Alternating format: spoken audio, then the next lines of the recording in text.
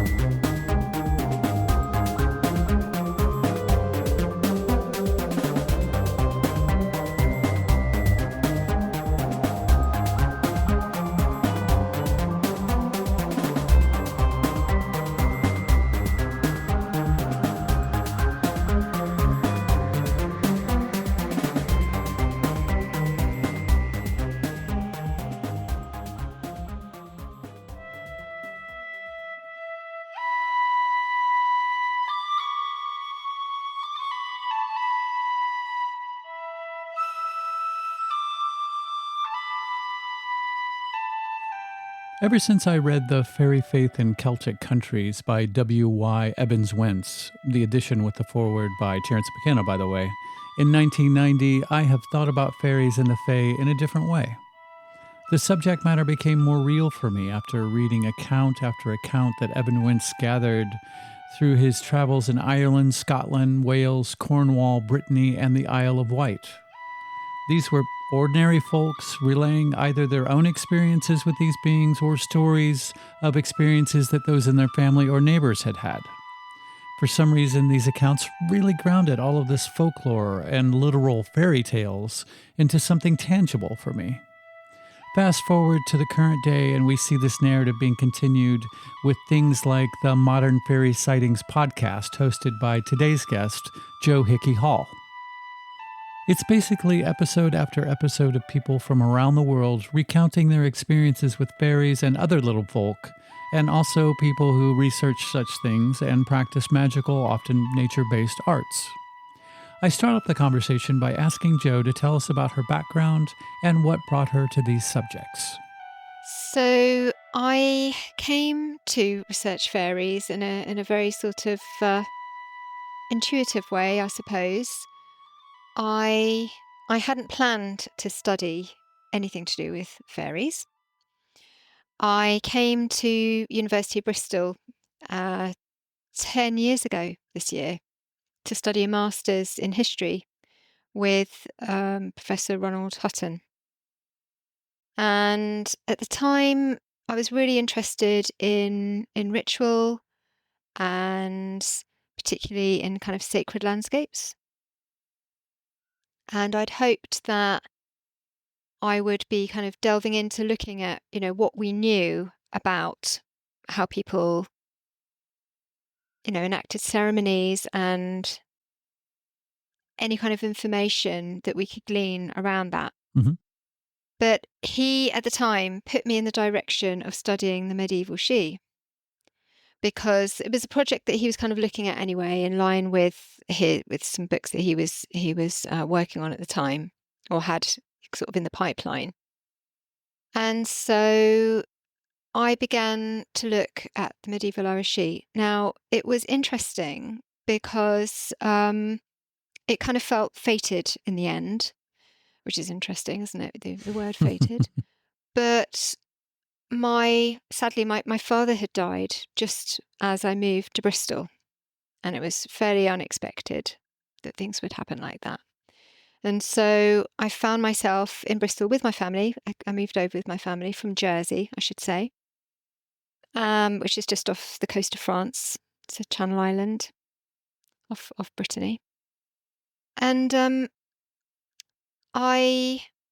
it felt right for me to be looking over the medieval Irish Sidhe in line with my dad, because my dad is Irish. Oh, okay. He was from Cork, and we have very strong links there. It was a big family, and so that's kind of how I ended up being put in the direction of fairies. But the funny thing was that Ronald, Professor Hutton, had no idea at the time that I had actually had a fairy experience, which had happened 7 years prior to that.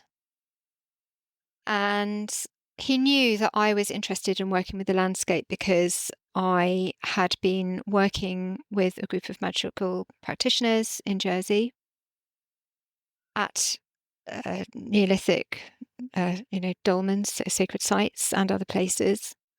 And that had actually come about because I had seen this small green man near a sacred site. And so it was just really amazing how it unfolded, because my life really opened up after that point. When I saw this small green being, and I can tell you, before that point, I never thought that that was possible. I did think that the idea of that was ridiculous. Even though I was into all sorts of areas of kind of spirituality, I guess kind of more new age stuff. Back then it was the late 90s. I started studying Reiki just because a friend of mine at work had become a Reiki master. And so I kind of had an interest from way back. And even before that, in my teens, I was interested in crystals and what have you. And so I had been going along to some workshops in the um, late 90s, early 2000s, and I had been learning about all manner of things like, seeing auras, and even things like about flower remedies and all sorts of interesting areas, and meditation. And the teacher, she had mentioned that she'd seen a fairy. She'd seen fairies. And at that time, I just couldn't comprehend that at all. It just didn't, it just kind of bounced off my bubble threshold, if you like. um, and I really didn't know what to make of that, because I was really into what she was teaching us. This was over a number of years. She would return to the island and teach us more and more. But that was kind of an offhand remark that she'd made during a break time. It wasn't anything she was teaching us about. Mm-hmm. Oh, wow. And so when this happened in 2007, I was not ever expecting to see a fairy. And if you had asked me, what do fairies look like, I was immediately thinking, when this woman had talked about seeing fairies, I was immediately thinking of the kind of flower fairy type fairies. And it had never been a subject that I had been particularly interested in. My dad, however, had told me when I was very young, he told me lots of stories at bedtime about being out in the countryside in rural Ireland where he grew up. He was born in the 1930s. And so even though they were on the outskirts of the city at that time, it was just all completely rural. And he'd tell me stories of children that would go out playing, and they might lose track of where their friends were or where their siblings were, and they would, enter some kind of sacred site, and they would, happen upon maybe a fairy fort, and they would feel, even though they would have the words of their friends and relatives in their head saying, beware the fairies, they would feel it was right to sort of sit down somewhere, and he used to talk about this kind of the dark ring of grass in the fairy fort, and then you would kind of get spirited away to fairyland, and all these adventures would happen. So these are the kind of stories that I was listening to as a child, and I guess that was my first connection with fairies in some respects. It goes deep, except it never really it wasn't really something that I then took an interest in growing up. And I certainly wasn't into dressing up as fairies, or, I loved fairy tales. I loved the old classic tales, and Enid Blyton. with all its faults. That, back in the 80s, we were, with the original copies of Enid Blyton. But the Enchanted Wood and the Faraway Tree were so magical and enchanting. And so that was definitely within me. But as I say, it was only when I then came to Bristol 10 years ago and I got put on a path, really, by Professor Hutton, that things then started to unfold. It was quite fascinating. Did you sort of relegate fairies and fairy tales as some sort of tales from times gone by that were based in nothing at all in reality? They were just sort of stories that were passed around?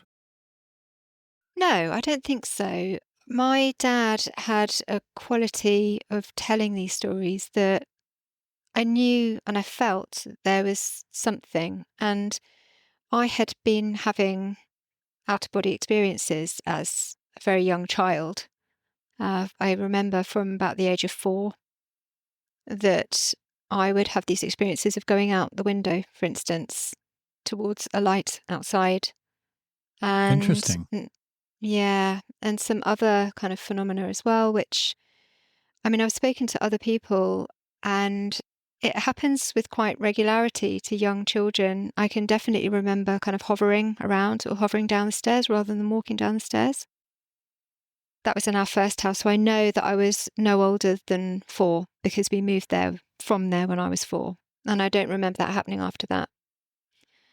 Um, so and other sorts of interesting experiences in that house. So, I wonder about that house in particular because it was very near a quite significant sacred site called Luhugby. It's a Neolithic dolmen, and it's quite unusual because it still has its mound atop, which at one point most of them did. And it has a chapel on top of that mound. And it's just as the crow flies, I don't know, I'm going to say maybe a thousand and odd meters from our home. And it seems to be in a line with some other dolmens in that part of the island out east. And, I do wonder whether there was something about that house. I don't know. But the house itself had been built by my father, but it was on the site of an earlier sort of typical farmhouse, not a sort of fancy farmhouse even. It was quite a sort of basic traditional farmhouse in Jersey. So I knew, I always kind of had a sense of the other world, but it was definitely not for me tied up with, when I looked at um, the flower fairies, that didn't, I didn't really kind of connect with anything like that. Although I thought it was wonderful and I loved the little poems inside and I loved reading it. For me, the other world was something, it was just something, I guess, closer and more real than these sort of portrayals that I was presented with as supposedly representing fairy. And so, when you'd see Peter Pan and the portrayal of Tinkerbell, that I never really kind of connected that with my experiences as a young child. I have to say also that, both my brother and sister, they experience things both in that house and other houses too. So, it starts to make me wonder about our family and, those kind of, makes me wonder about, is there something, you could look at it two ways. Is there something about a lineage?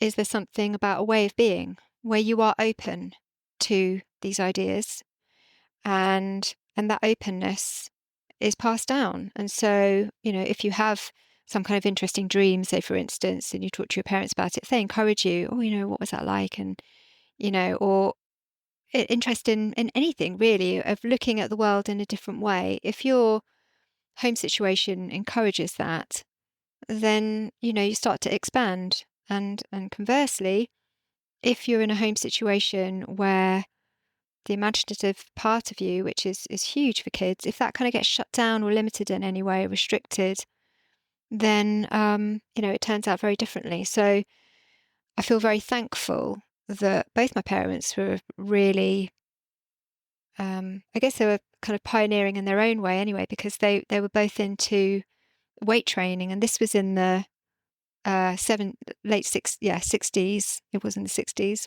when my siblings were born. So um, they and people didn't quite understand back then why people would be, looking after their bodies in this way. And so, and they didn't really mind what people thought. They just kind of went with what felt right to them. Yeah. And so I think, they were both obviously just really open-minded people and quite happy in their own skins and very encouraging of us all in whatever we were interested in and wanted to do in our lives. So I think that all has an effect. But the fairy tales, I mean, I think the faraway tree and enchanted wood, that struck a chord with me. That really did, and I think that's because, you're being read to as well, and so you're making sense of it in your own way. So those are the places that were really rich for me. Um, yeah. Did you have something? Well, it sounds like all of these experiences that you're describing were positive. Like there was Yeah. no fear. And do you think that somehow the way your father handled these stories, that maybe it made you more accepting, or maybe more open to it, and so it didn't seem so scary, or was it frightening? There were one or two things that were a bit frightening. I definitely remember one of them in that house, the first house, where, I mean, it just is bizarre. Something that I saw in the night when I went into the bathroom as a very little person, as I say, no more than 4, and a kind of a group of entities that I saw in there. Um, yeah, that was very strange, and I'm still sort of trying to make sense of that. And I do speak to people sometimes. What I can say is that they were not human, and they had taken the form of what looked like animals, except they weren't. It was like somebody in an animal costume. Mm. Interesting.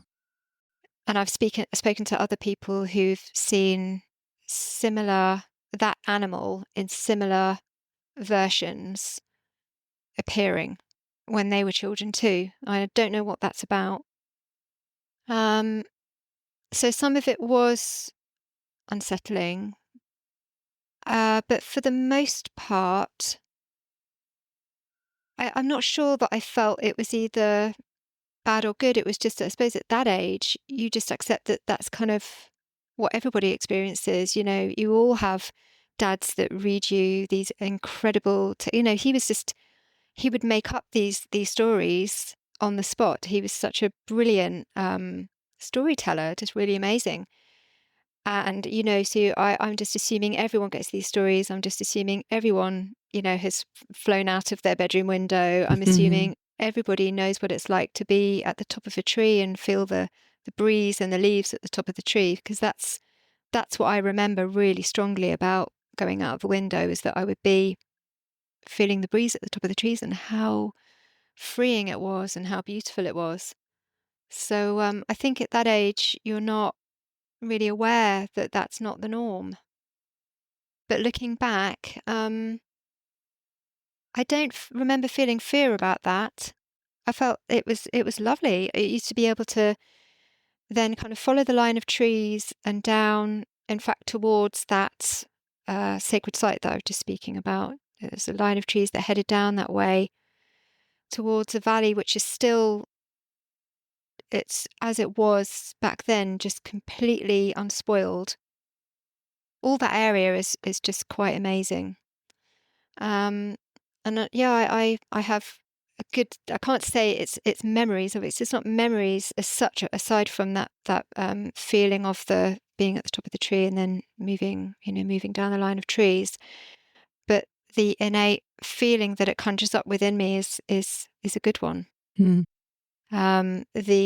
The animal being things in the bathroom is a spooky one, but it doesn't terrify me. I don't feel sort of traumatized by it or anything like that, but it is unsettling. And I was experienced ghosts and things like that later on, but that felt very different, and that I think was definitely related. This is in a later house, to possibly something that had gone on in that house before we lived there, because it was a strange house. And yeah, I think yeah, it's interesting. I would like to have some hypnosis and regression at some point when it feels right, but I'd have to really trust that situation, I think, because that would be big. We know a fantastic person who actually Oh, is in really? England who would be, we would connect you with, who is absolutely wonderful. We both had sessions with him.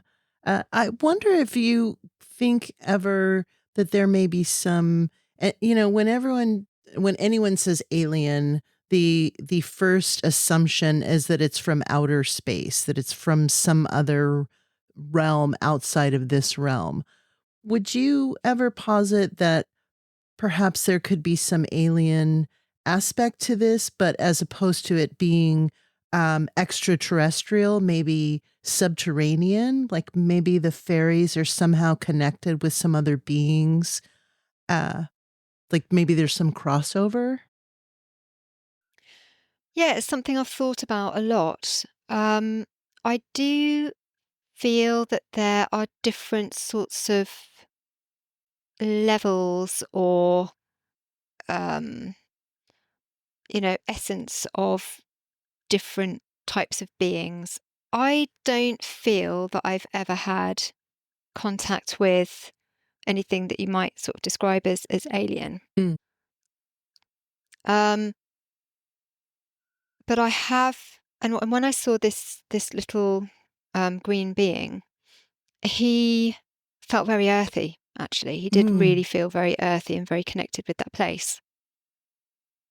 Subsequently, I have experienced a very tall, kind of glowing, long-haired male being that was just very different, and he was not. I mean, I don't know.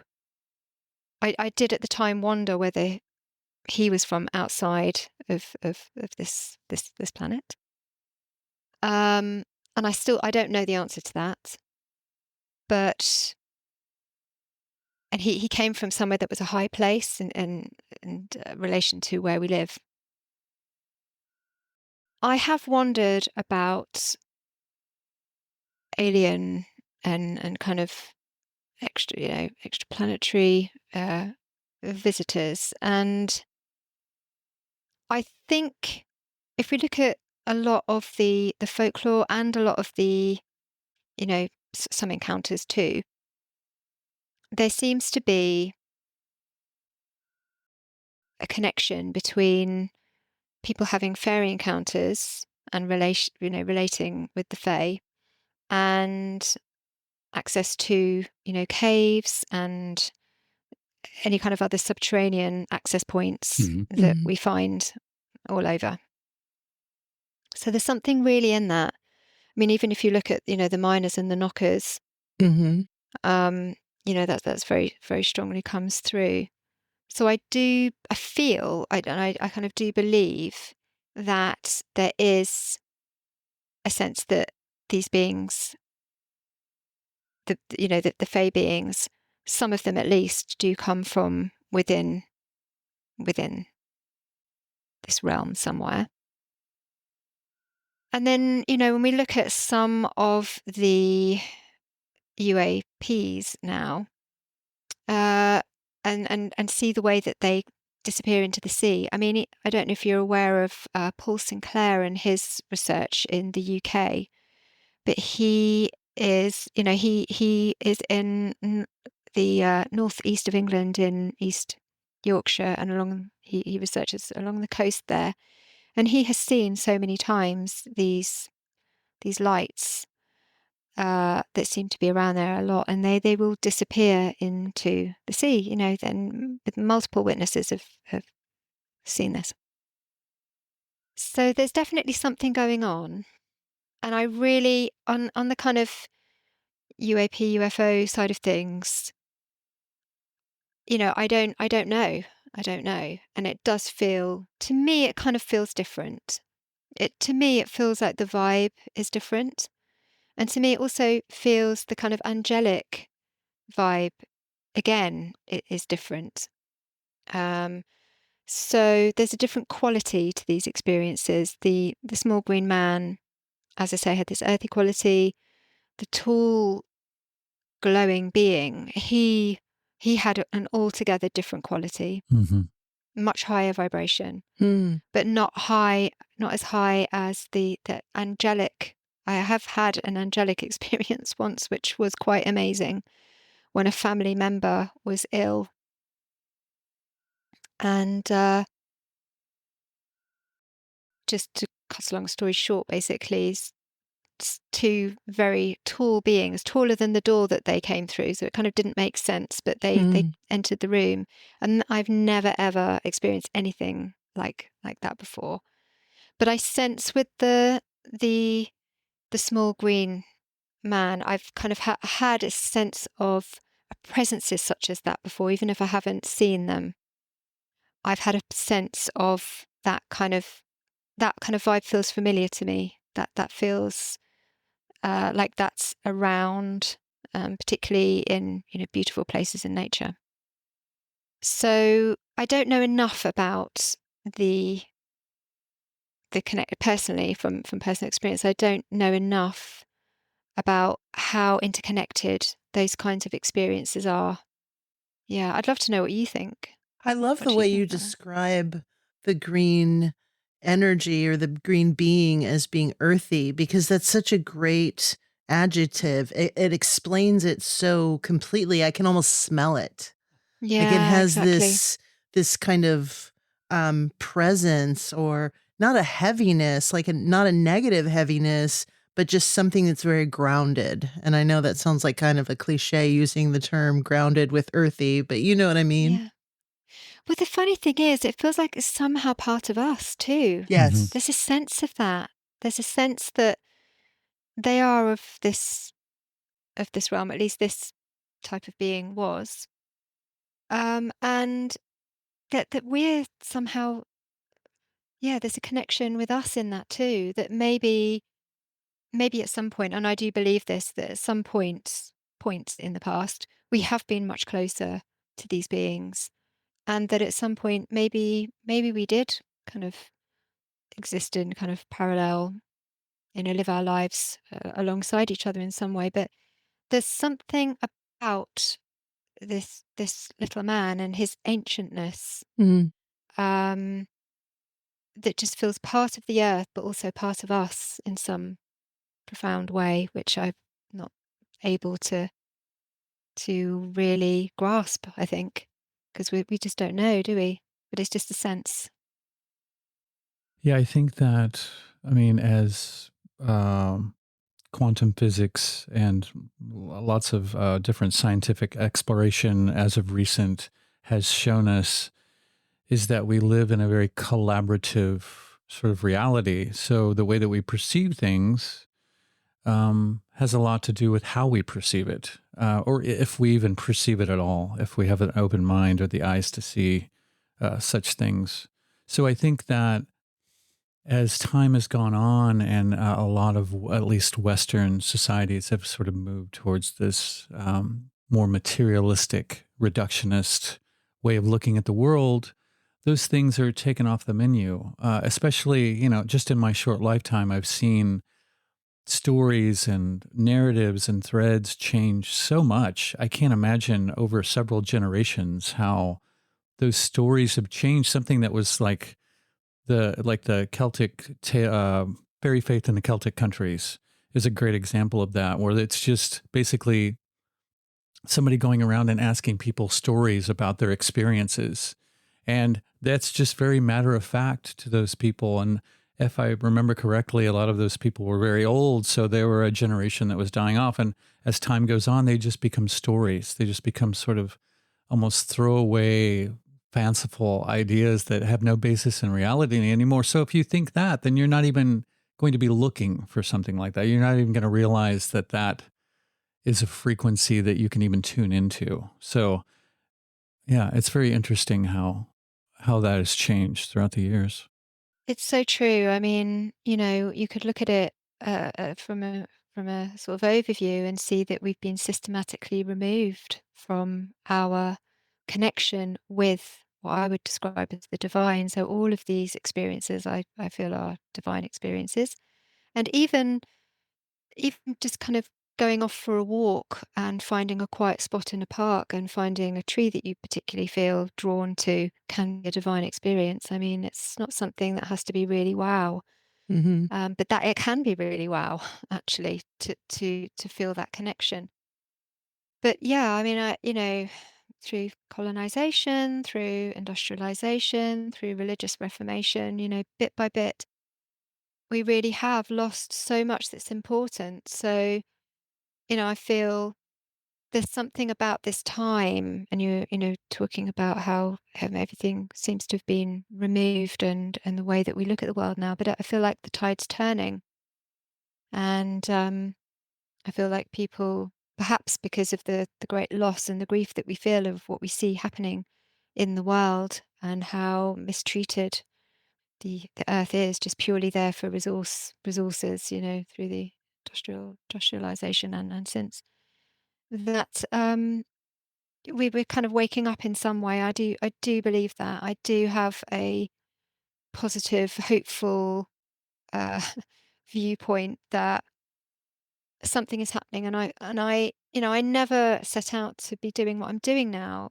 but I feel like I'm in service in some way. It's something that I don't want to be doing anything else. It just means so much to me, and it means so much to hear these stories and then to share them because you're I'm receiving messages back from people saying how how important it was for them to hear that particular encounter, in the episodes that I release. And so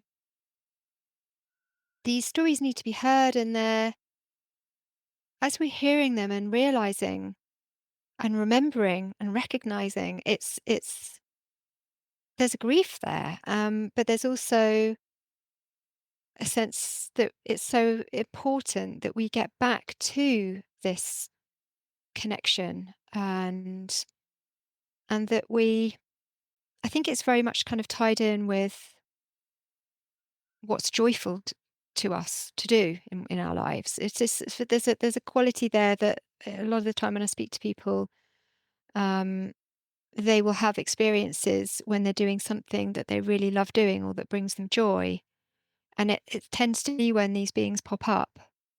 If there's something meaningful happening in their lives, and so there's this interconnectedness around us really waking up to ourselves and what we need to be doing, which is whatever brings us joy, without, that sounding too much of a cliche, and but also with waking up to what this world is really about, and it's really not what's been overlaid on it by the kind of materialist perspective, reductionist perspective that really I see that as an overlay. I see that's the illusion. Mhm. Exactly. The reality, the real, you know, earth and that is the enchantment. It is the beauty. It is the divine. That's the real part. And so, you know, you sort of gone this way, um, but it feels like there's a turning back and a recognition, which I really like to see.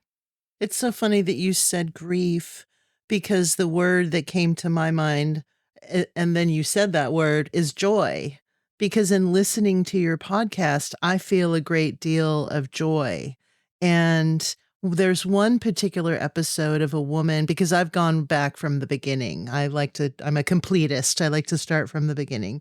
So one of the episodes that really moved me was the woman who went on this walk and then was singing this song, and she had this experience. And I think the joy that I feel, and it's so funny that I feel emotional just even saying this, is that I feel like that realm is lying dormant and it exists it's very salient and it's just right underneath the surface. And this EMF cage or encasement that we are in is somehow driving this energy farther into the earth as a protective mechanism. And it feels like these energies are waiting for someone to come singing in the forest to them, and they're waiting for that kind of an awakening that you're talking about. And there's something very beautiful about that, because we haven't destroyed this realm. It still very much exists, and it's just waiting for children who are very open. And I think circling back to what you said about children, I think what this world is saying is, this is open to you and your innocence as a child. And I think that's why children are more receptive to these energies. But if the parent blocks that and says, no, you didn't see that, or no, that's not real, or really tries to mold reality for that child, then you can clip these wings of perception where it's not that those things don't exist. It's just that you've put on this membrane or this shield in front of your eyes where you don't see it anymore, but it's still very much there. So I think it's waiting for us, as you said, for this awakening. It's so true. And I mean, it's heartbreaking. And, in some respects, with, in terms of children seeing what they see and then being told, no, that's wrong. That's not how it is. It's like this. And sometimes it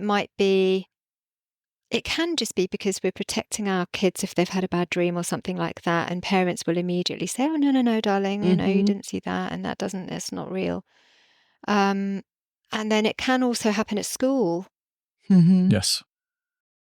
I've got 3 children. 2 of them are in their 20s, and the other one is really little. And, Now I'm calling you a liar, Joe. I'm sorry. There's no way you have a child in their 20s or 2. thank you. You are a But, fairy, damn it. I must have brought back some elixir when I went out the window sometime. Exactly. I've really seen things change, because it used to be, I guess it's changed both ways, because what we find now in schools is that they're much more open to having things like forest schools and getting into nature and that side of things. But also I've seen a real closing down and a kind of a lot of state interaction. It's just a lot more kind of controlled about once your children are inside that schoolroom, they are really just being molded by the teachers that are there. And it can be a wonderful thing. But if the teachers are kind of closed down in certain ways, and particularly when they're dealing with children, when they're teaching children that, say, 3, 4, 5 years old, these are really important years, and they need to be encouraged to just draw what they see and trust what they see. And, I've been in classrooms, sadly, not any time recent, this is going back some time now, where the children will be drawing something like this, bowl of fruit, and then being told, no, it has to be this color, it has to be that color, rather than them just exploring their own creativity and imagination. So yeah, for sure, I think, that is so, so important. And at the end of the day, I mean, people are only ever doing their best. I understand that. And people might not have been brought up with these ideas themselves. And so they're really just trying their best. And I get that. But yeah, it's so important to encourage in our kids where we can and the young people around us to open up. And I do agree that this is there, and that realm is there, and as I say, I feel like it's part of us, and I feel like it wants to interact, and I and that particular episode, Call to the Other World, which I think was episode 2, Mhm. 2 or 3, I can't quite remember. I think it was 2. She's a amazing young woman, and she had actually had another experience when she was even younger. And for balance, it was a completely different experience, but it was amazing. So Mhm. she had been around 12, and this was I think it's in the Patreon side of things. So this didn't get released openly, I don't think. But she had been around 12, and she'd got into a bit of a argument with her family, and they were visiting a family that were in the middle of nowhere in Canada, Mhm. miles from anywhere, miles and miles and miles from anywhere. And she'd gone off, sort of stomping off, down to the bottom of the piece of land of the family that they were staying with. And she had gone out of the boundary, which is interesting, sort of in sort of liminal factors, looking Mhm. for liminal factors. She'd gone outside the boundary, and she'd clearly crossed a boundary with her family. They'd had some argument somehow. So she knew that she shouldn't have done, but she was, of the mindset, well, I'm going to show them, sort of thing. And she got drawn to an area it was a very, very wooded area, and it was getting dark. And she was very upset. And then she heard this kind of buzzing sound. Now, this is something that comes up in also with alien abduction as well. They talk about this kind of heavy buzzing, and Mhm. it's the same. It's part of the kind of Oz factor type Yeah. phenomena. Mhm. Um, we get it with fairy encounters too.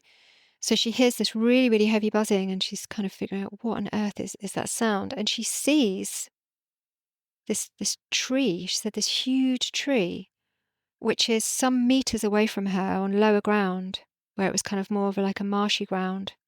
And it was moving through the marsh area and making this really heavy buzzing sound. And it absolutely terrified her. And she said it turned to look at her.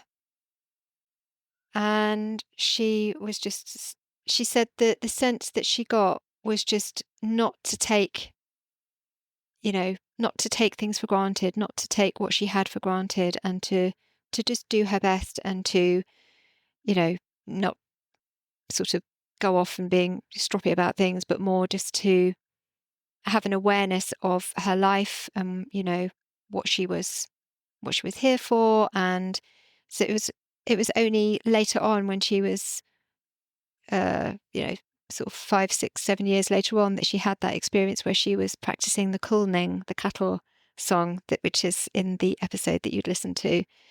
And then in that episode, she was there with her father, who was diving, I think. He was doing something with the lake there where they were in this nature reserve, and she went off to practice her kulning, and she's singing and this kulning, and she gets the response back and sees this little being in the tree. And yeah, it is an absolutely beautiful story, and it just completely. She said that the first experience was formative, and the second experience just made her realize that she and we are interconnected with these places, and that, as you say, these beings are around. And she also said, which a lot of other people say too, and it struck me with my experience too, is that that little being was just as curious about her as she was about it, and maybe just as surprised to come into contact as she was. So yeah, it's beautiful. Very special story. What do you think about the idea of the respectful use of psychedelics being perhaps one of many avenues into maybe peeking in or having some interaction with these realms? Yeah, for sure. I mean, I would I haven't I'm interested in the use of, mushrooms in particular, rather than the kind of, chemical Mhm. substances. Yeah.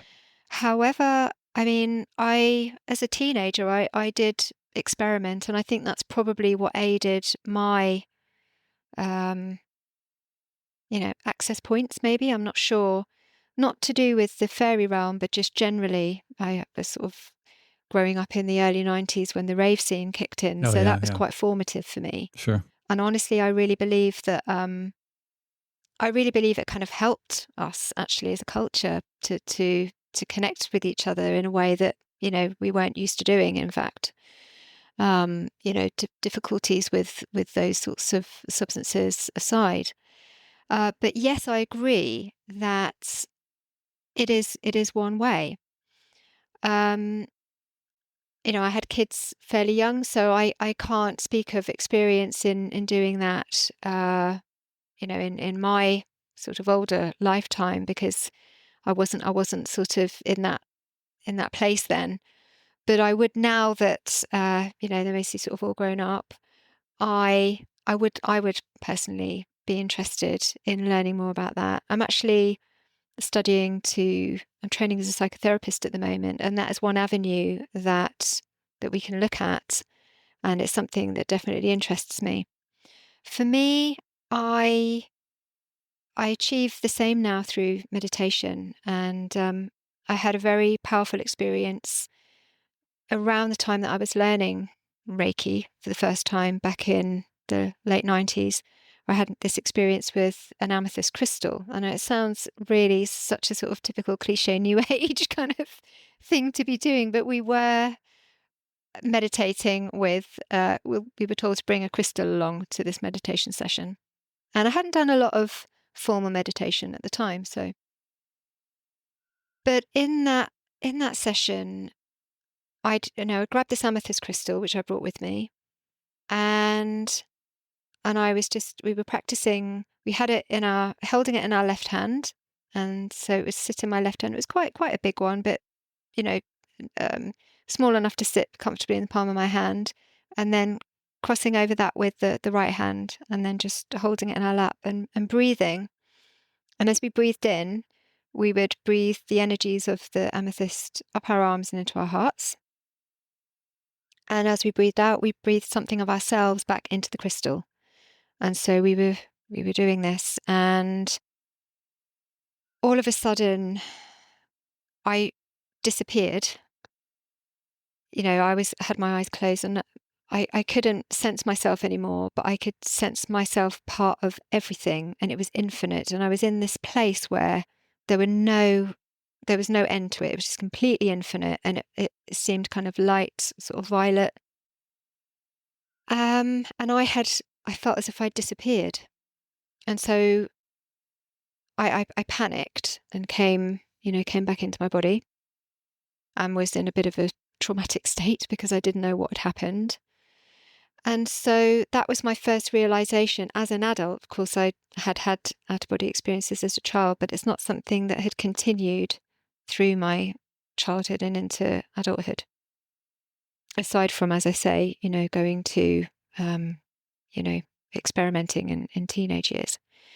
So I realized that I could access altered states through meditation. And that's something that I've been able to do fairly, you know, to a fairly good degree and being able to leave my body. So I think I think that there are different avenues, and substances are one avenue, meditation is another. And for me, I mean, it was really, I was doing neither when I saw this little man because it was at a time when I just met my the man that was to become my husband. I'd met him the year before. And I think that the fact that we were at the point of falling in love was actually very, very potent and powerful. And we were in this place together, just watching the sun go down. So sometimes it's just the factors that come into play. And those factors are, for me, it was the kind of precipice of falling in love and, watching the sun go down. So being twilight or going into twilight, being between the land and the sea because we were near the ocean. And it's kind of situations like that where these kinds of experiences can be triggered without the use of any of that. I mean, obviously, when you're falling in love and you're holding each other, that does take you somewhere, doesn't it? It moves you. And so I think with all of these things, the the main focus and the main sort of potency, we can understand it about being around the kind of destructuring, because it's a kind of destructuring of the boundaries. And that's why the liminal factors are so powerful.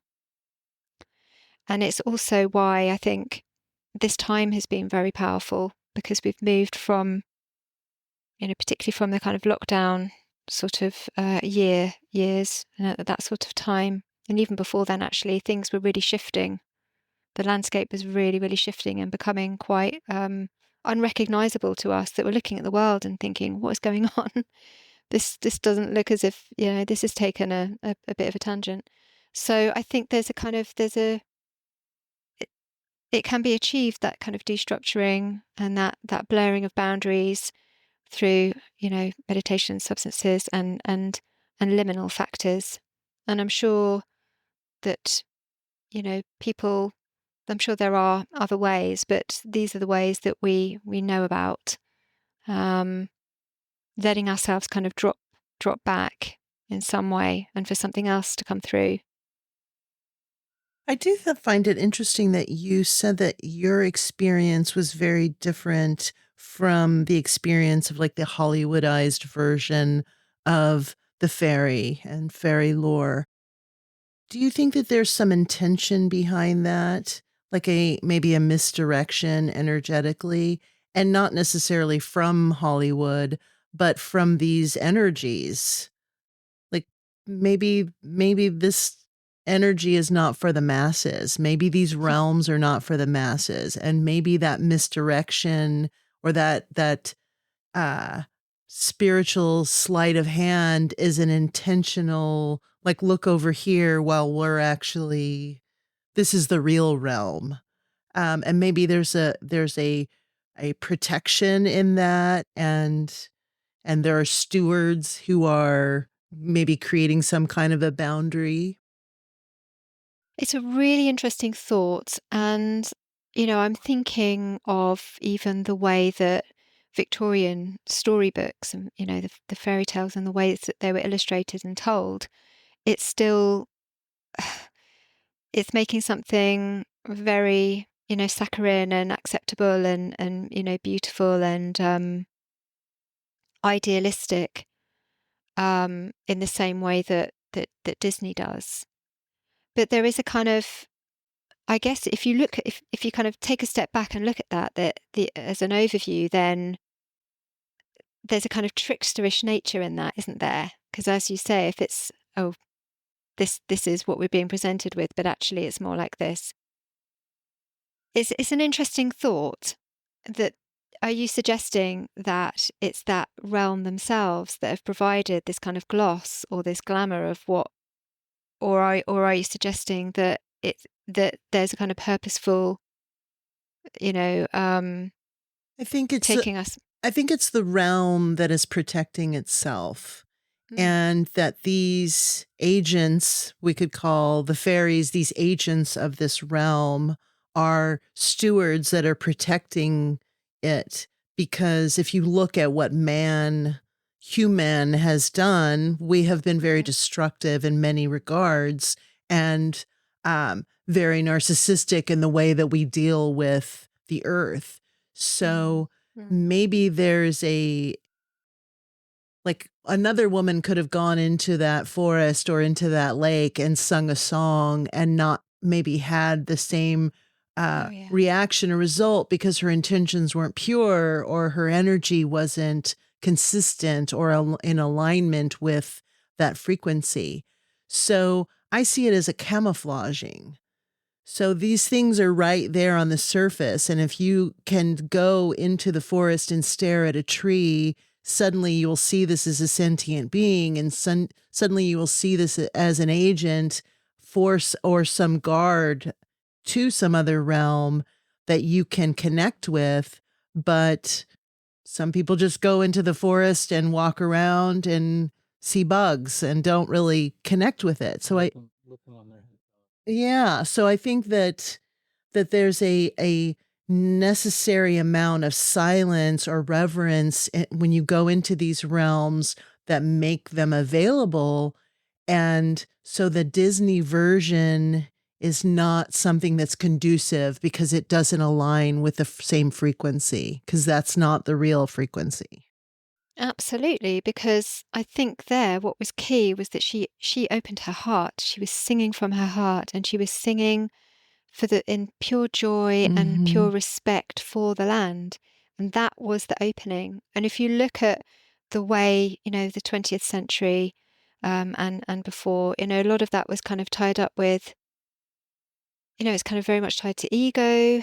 I think at this time we are opening our hearts, I feel, because we are turning back towards nature and recognizing, what we've done. I feel like we're opening our hearts.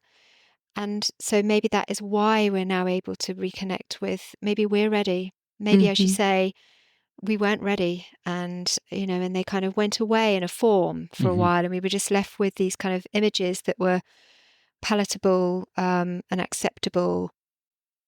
Because if you look at it like that, then if we really knew back then, and if we really still had that connection with the Fey realm, we would never have been doing what we were doing Mhm. with, industry, for instance. We could not have consciously done what we did knowingly if we knew our connection with this realm and our our love for it and for nature. So yeah, I think that's a really interesting way to look at that. That there was a kind of a sense of protection. Yeah, it's definitely something that you see it all the time. Really, if there's something really powerful, it either gets ridiculed or reduced to its looks, um, some kind of veneer that makes it acceptable to whoever the kind of for the general population, but also for whoever is making decisions about the way that socialization happens, for instance. So, that that that view that we've had of fairies is just through initially, I guess, through that kind of Victorian lens. Mhm. Um, but then if you kind of look at the poetry and the art of the Romantic age, of in Romanticism, then you are seeing there the kind of their backlash to the industrialization that was happening at the time all around them, and finding the sense of pure nature again, and having a sense of reverence for it, and really maybe connecting in with the real essence of it. They seem to be able to grasp it. So there are these kind of pockets where we sort of we kind of wake up and come up again, and realize again, and then kind of go away or go under for a while and forget. And yeah, it's interesting to kind of map it. You brought up a good point when you were talking about maritime experiences and people in the sea having experiences. And what I was thinking of is like the sirens and this connection that sailors have had with the sea, and perhaps men, and I'm saying, when I say men, I mean humans, but maybe men have had negative experiences by being drawn onto these rocks by the siren song. And so there's a a fear, a healthy fear for this realm, which is kind of like, well, if I pull the blankets over my head, then those things go away, and I am now in control because I don't have to see them, I don't witness them. So maybe that's why this realm has kind of gone back into the background, because the human experience with that realm has been divisive. There's been some, like, because we're not living with a consistency with our environment, that we have forced that into the background because we're not really honoring that. Yeah, that's possible. I mean, I'm also, I'm thinking about people's experiences that I speak to who've had really horrific, Mhm. terrifying experiences, and they are terrified that those beings will come back. They're terrified to talk about it, that even talking about it will somehow open the door and bring them back.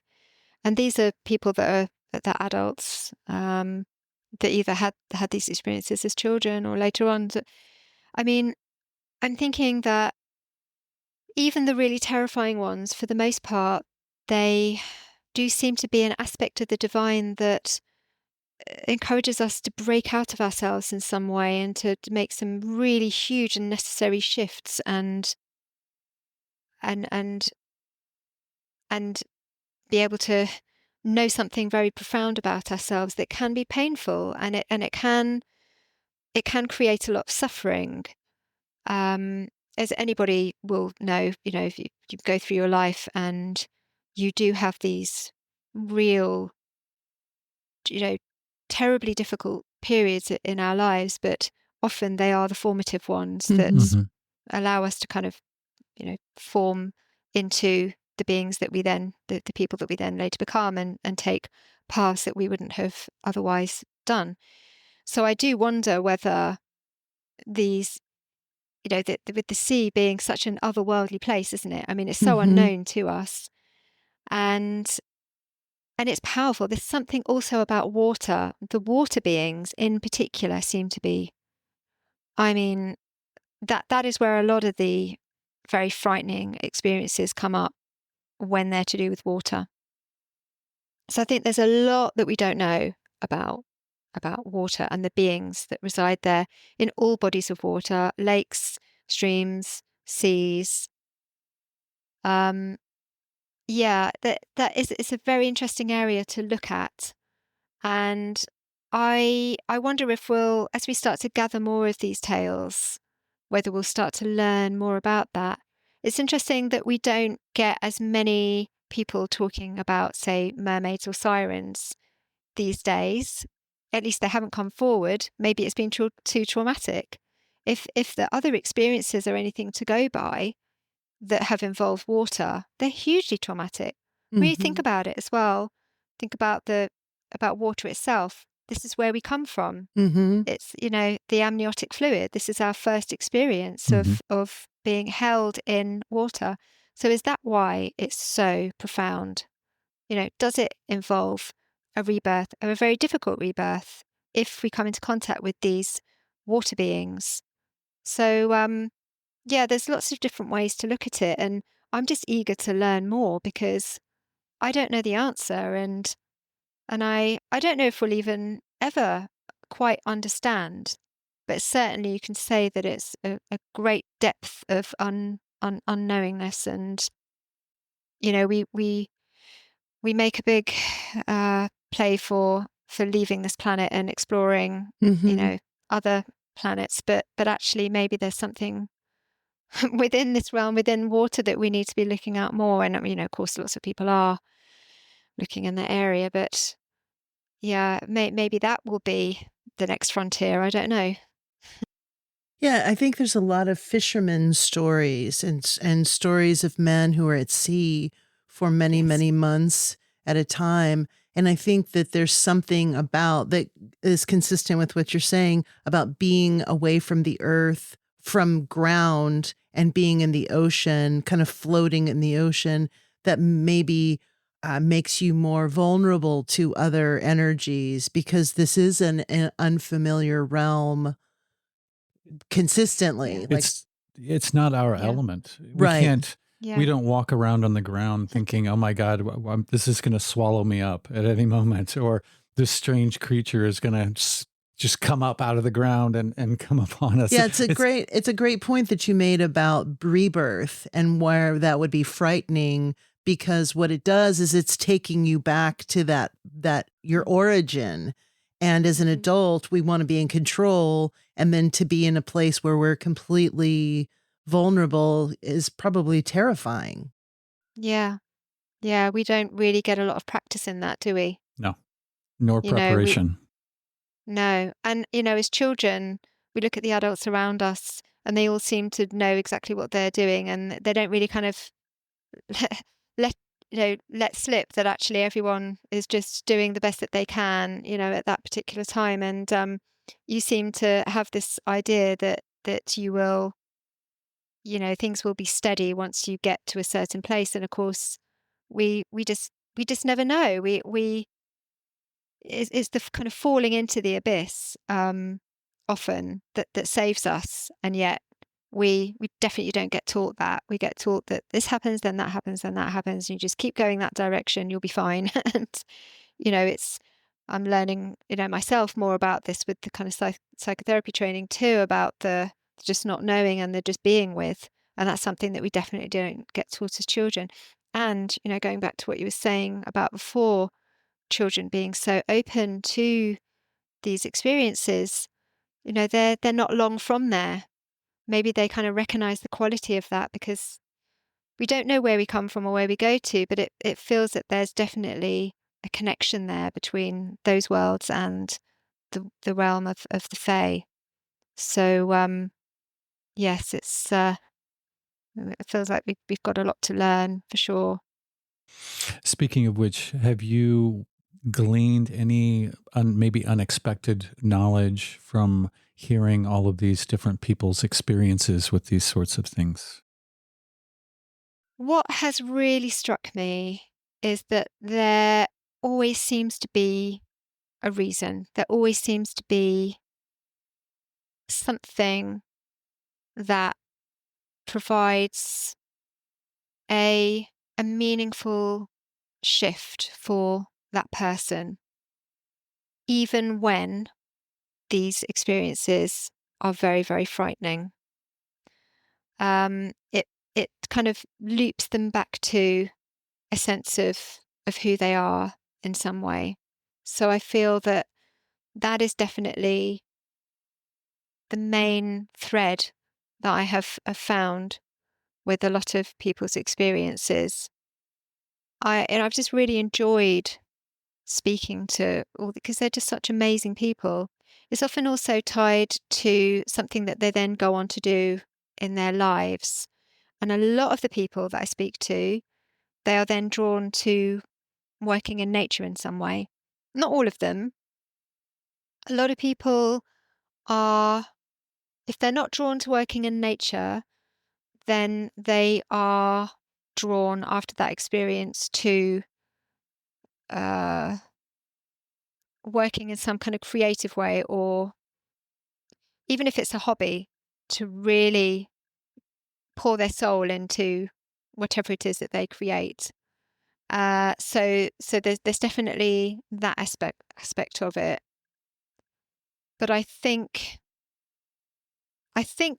one of the most profound things that I've come to realize is that for most people, when they see these beings or they have some kind of encounter with these beings, that it feels familiar. Hmm. Mm. Because for me, that's how it felt for me. It felt familiar. I didn't know how or why. And the other thing that I experienced with the small green man was that I felt like he wanted me to see him. Hmm. Mm. So afterwards, that was the only thing I could say for sure, was that I felt he wanted me to see him. And so this familiarity, it's coming up again and again and again. So that kind of makes me feel like that's why I say I think there's this connection between us and them. The other thing that I think I could mention, which sort of changed my mind about things, because I used to think that according to how we were brought up, according to the books we read, according to our interests, that that these beings would appear in a certain way to us, um, because of these different aspects of Mhm. growing up and socialization. And so that we were seeing them through our own personal lens. But actually, some years ago, I spoke with a woman who had seen this, what sounds like the same being as me, that I'd seen in the same place Hmm. Wow. years later. Yeah.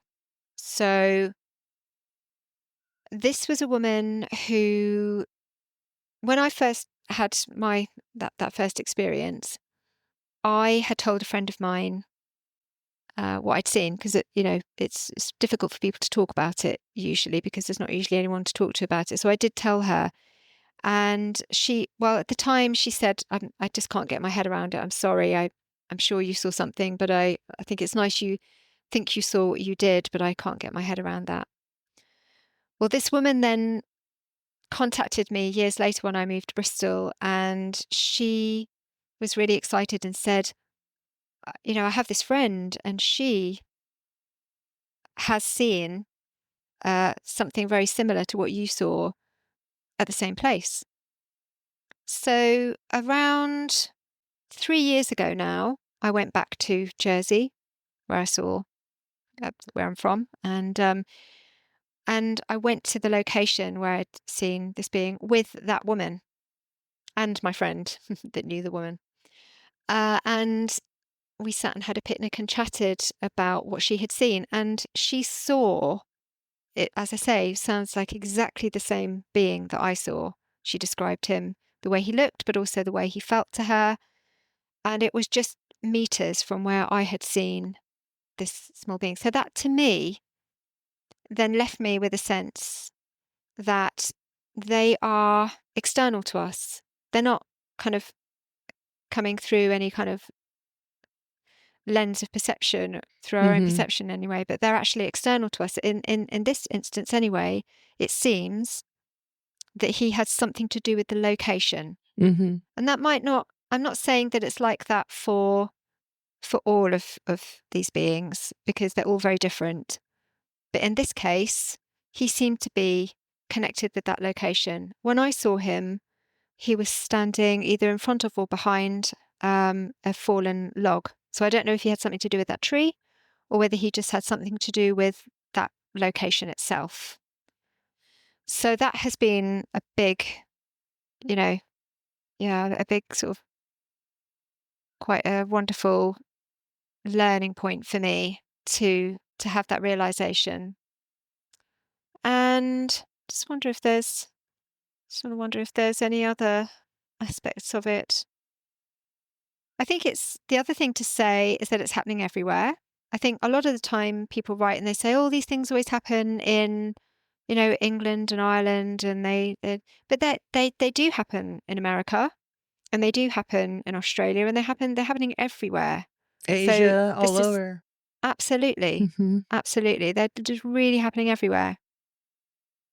So yeah, it's just a case of I'm just starting to think that we'll all know somebody that's had one of these experiences. They just probably haven't ever felt able to talk about it. But the more I speak to people and the more messages I receive from people, I really am beginning to think that this is much more widespread than we think. Much more. It seems like it Yeah. pushes the energy away if you're trying to seek this out. Yeah. So, if you go on a fairy hunt, it doesn't seem like you're gonna be very successful. So, maybe there's an element there that the people that are having the experiences do have uh, pure intentions or aren't really seeking out to do something or harm any. So there's nothing nefarious about their energy when they go in to these realms or into these environments. Do you think that that has something to do with it because they're not going out looking for something? Definitely. 100%. I think, what I mean, with the project, what I tend to do is I won't mention the location unless it's somewhere that's very well known anyway. I mean, we've been doing some research in, Woollerton Hall, because that's the scene of, the Woollerton Gnomes, from 1979. So this was a place that was already Mhm. known about. And so, it's fine to kind of talk about that. But when I speak to people and they tell me their encounters, I purposefully do not release the location, because you do get people who will go kind of fairy hunting, and they might have good intentions, but we don't know. And or they might have good intentions and they might end up sort of trashing the place because Mhm. Yeah. they're being a bit thoughtless or something. So, Hmm. I always make sure to protect the place. There's three things to protect: the location, the guest, and the being who Mhm. is being talked about, because they've had this encounter. I feel like the location itself is an entity also that needs to be Mhm. Yeah. protected. Um, but you're right. I think if people go out there and they are coming not from the heart, but maybe from, ego, is like this thing that they want to tick off, seeing a fairy or whatever, or or seeking because it kind of brings them power in some way, or Mhm. some kind of, something that isn't just about purely connecting, then they they probably won't get very far. Uh, yeah, I think, even if you don't realize, but in your heart you're searching and you're calling out to the landscape. I mean, the thing that I find so fascinating is that and sad, is that our ancestors before us, even our grandparents or our grandparents' parents, they had a very different relationship with their environment that they grew up around. And, what used to happen more was that we were much more tied to land, as you know, and they would go out into nature to maybe call out to nature in times of distress. I think a lot more than we do now. And I feel like sometimes we can take, sometimes we just feel like we need to kind of get away and get some space, and we might go for a walk in the woods, or we might go for a walk near the river or whatever, because we need to kind of get some space. And if our heart is calling out to nature, I feel that's another way in which encounters tend to happen. And I think that this is definitely something that was much more familiar to, those that went before us, but we don't often, think about that these days. I think it's just a huge resource for us. Yeah. Would you mind going into more detail about what it is that you actually saw, maybe what the context was? Yeah, sure. So I've described already the context in kind of my feelings around the possibility of fairies, which was, I hadn't really sort of thought about it before and thought it was a bit silly and impossible. Uh, and then in 2006, met my husband, and I should say, actually, this is a big factor in explaining the context, is that in 2005 I went to do a workshop. It's called the Body Mirror System, and it's a healing system. And I'd been doing healing since I learnt Reiki, way back.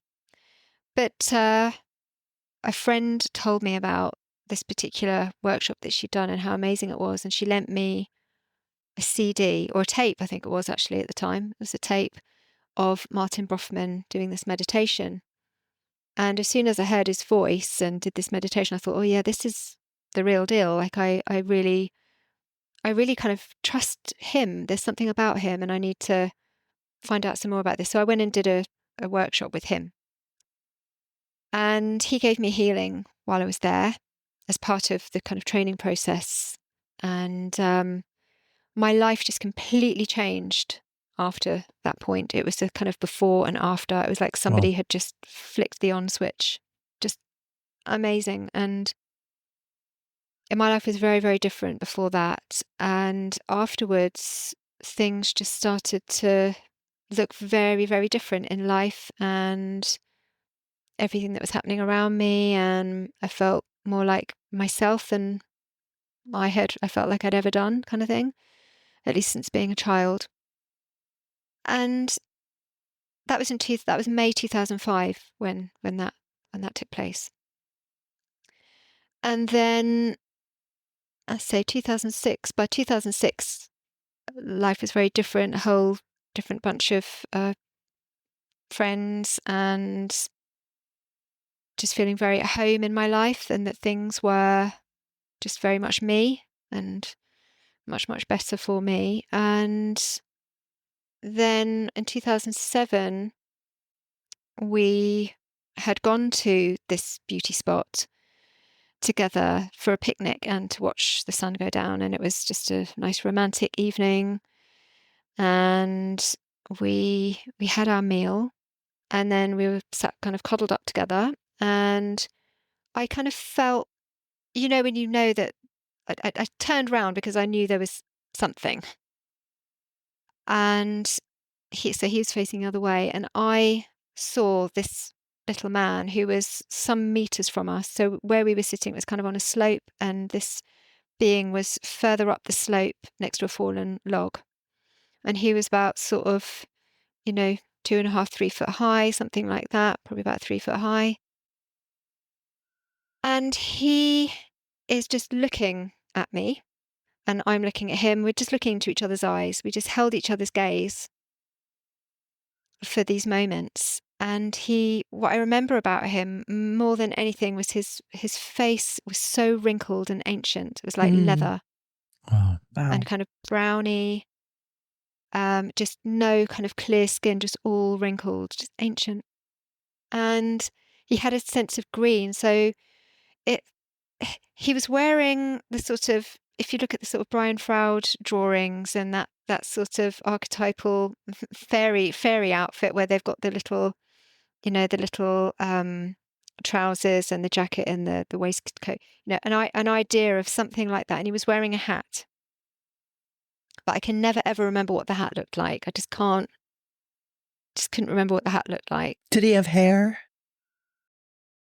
He did have an awareness of hair, but it was just his face and his eyes, which were really, really bright and twinkling and open.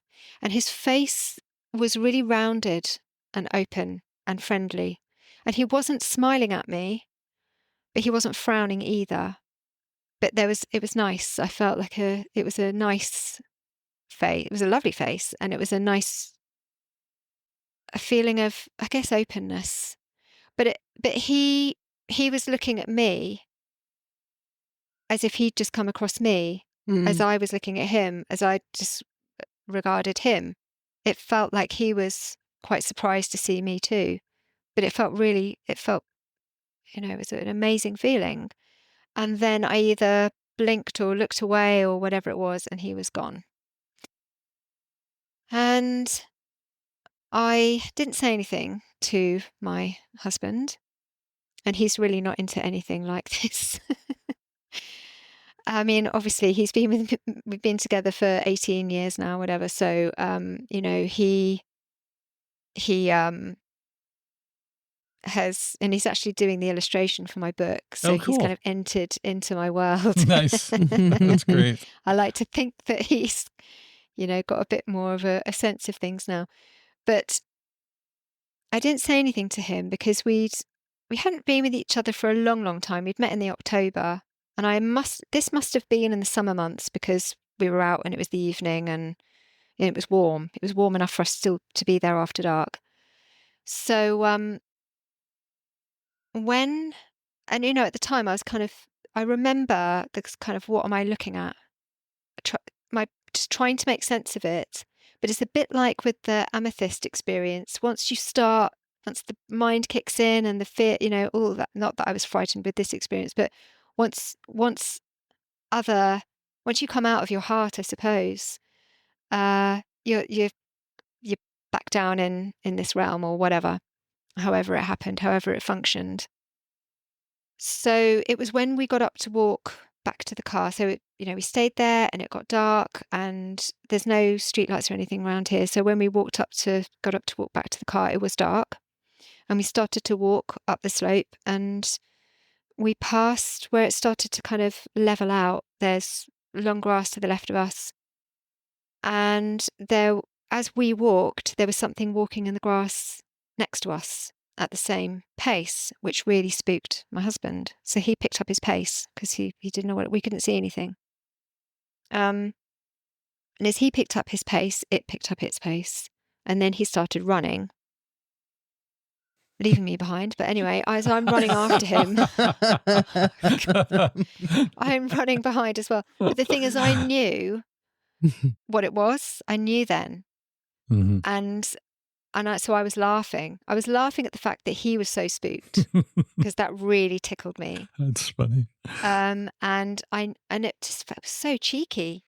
So anyway, we got back to the car, and I did tell him, but it wasn't at the time. It was sometime later because, as I say, I didn't really have anyone to talk to about it. So I kind of held on to it for a while and I kind of broached the subject with this friend who was into things like Tai Chi and meditation, but Mhm. it was too much for her too, which Mhm. is fine because it had been too much for me previously. So it was Yeah. fine. And I did eventually tell a guy who I'd been taking one of my children for horse riding lessons, and his place was next to the stables, and it was an antique shop, and it was a real old curiosity shop. There's all sorts of amazing stuff in there. In fact, I've got a picture now on my wall from that shop. It's just full of incredible things. And he was known as a local, witch, wise man, and it took quite a while for me to get to a point where it felt comfortable. We kind of sussed each other out for quite a while, actually. Mhm. I'm sort of picking up things and he's like, "Oh, yeah, what do you know about that?" We're sort of sussing each other out. Um, and so eventually when we did get to know each other better, I told him and he just laughed. He said, "Ha, you're not the only one." So then I knew that other people had seen things in this location. So then that's when I started working with him, and the rest is history, because when I started working with him, we kind of formed a group and other people joined us, and we had a really beautiful group that we worked with for a long time. And sadly, he passed on just a couple of years after I came to Bristol too. But we had some amazing adventures as a group and we had all sorts of experiences. But that first time was definitely the most vivid. I'm there face to face with this being and just clear as day. It wasn't as if they were slightly translucent, or it was just there, just there, like a real living, person. And yeah, it's very special. And I guess these days I start to think, well, is that why I'm doing this now? I don't know. I never kind of stepped away from that and thought, oh, I need to look at fairy encounters. That I was more interested in, oh, what can I learn? I want to Mm. learn about this. I want to learn about not just fairies. It was more that there's something there's these realms that we don't know about, and I want to know about them, which is why we were working our rituals and ceremonies and places and just having a beautiful time and always being very respectful but powerful. It was a really powerful working group. And so that's what I was interested in, is this, learning more and connecting more with the other world. I'm very Yeah. curious about this experience now that you mentioned your then soon to be husband was Mm. involved. What I'm Yeah. curious about is what the conversation was when you got back to the car, because you had been laughing. So did he say, "Why were you laughing at me?" Or did you have any kind of exchange where he explained why he was running? He It wasn't the first time that he's got spooked by something. So I'd kind of witnessed this before. Mm. And I think that it almost feels like this being, maybe knew that he got a bit spooked or something. Just I, playing with him. it felt like it was playing with both of us. Uh-huh. But not in a spooky way, not in a Mhm. kind of I never once felt terrified. He just got really spooked. But yeah, I mean, we just sort of, left and, probably just went home and just went about the usual stuff really. But yeah, when I did tell him about it, he said he thought it was really interesting because obviously he experienced that part of it. Mm. Mhm. And so that was nice for him to kind of, you know, I'm really glad that we were together for that experience, even though he didn't see it. I'm glad that I was with him, and I feel like it's somehow meaningful that I was with him as well. And as I say before, I think, you know he was my, soulmate, if you like. And then is there something in that? Is that why it appeared at that time? I'm not sure, but my husband has kind of been involved in. So he drew the logo for the podcast. Oh, Mm. nice. Yeah. Um, Yeah, and he drew that picture from my description. Now it's not an exact likeness of what I saw, and it's Mhm. very hard. With the passing of time as well, it's very, very hard to even. I have the kind of the sense of the essence of him, and he definitely managed to capture the essence of him with the friendly, open face, Mm. the kind of sparkling eyes. But the logo picture, he's much more smiley, and he wasn't smiling or anything like that. Mm. Mhm. And he in the logo, he's wearing a hat, because I knew he had a hat, but I couldn't say if it was. I don't think it was a hat like that. I can't really quite grasp what the hat was. I just had an awareness that he did have this hat. Um, so I guess my husband has connected with him that way, in that he was able to produce some kind of representation that felt meaningful, even though it doesn't really look like him. It definitely captures something about him that I felt like, yeah, that's nice. I like that. Yeah.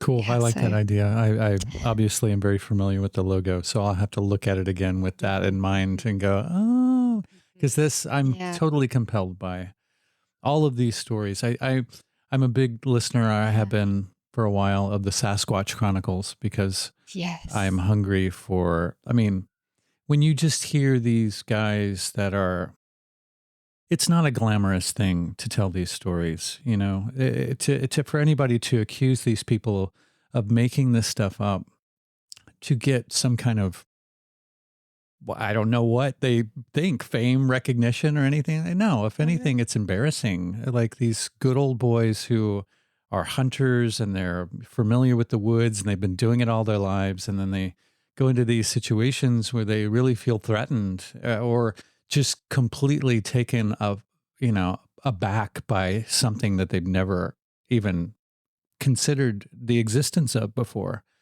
So to to be pointed towards your podcast by Joshua Cutchin, and have it be sort of a fairy version of the same sort of thing, like, because I've been interested in fairies for decades. So like that was the perfect marriage of real life experiences and this realm that I'm very, very fascinated by. So kudos to you for doing that and starting that project.